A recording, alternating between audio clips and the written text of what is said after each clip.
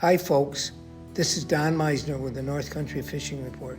You know, this summer has been a bonanza of great fishing every place in our area. It really has been that good. And why is it? Is it Mother Nature and the tremendous weather that we've had, the low water conditions in the trips? And the St. Lawrence has yielded tremendous catches this year. But one of the things I wanted to talk about is one of my favorite places to fish is the Grass River.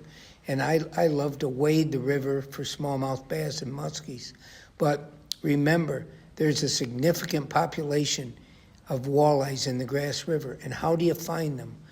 You know, if you go out there, how are you going to catch walleyes?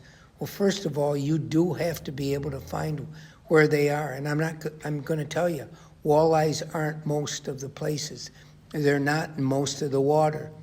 And I think that the secret to finding them is to find a small, separate area in the water that has certain type of structure that's going to hold those fish. They're usually not in big areas, but they'll hold tight to any form of structure.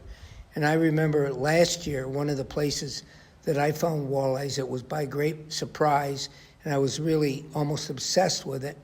It was a little pool in the middle of the river where the water suddenly deepened out, and I noticed that there was a lot of looked like sunken branches or something that came into that water. Now, usually you associate a place for walleyes when you're fishing the tributaries like this along the shoreline where you will find that kind of structure.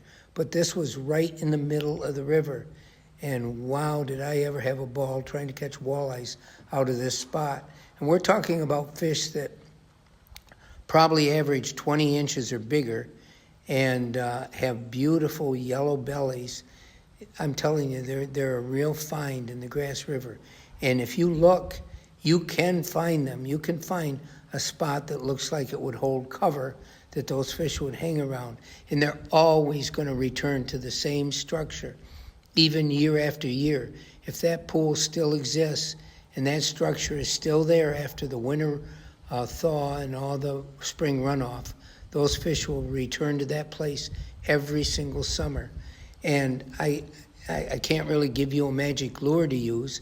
Anything that walleyes would normally like to hit, which is something that lives in the water, whether it's an angleworm, whether it's a crayfish, a small minnow, just about anything. Leeches, they love any of these baits. So any of your favorite lures would work for walleyes if you can find them. That's the key.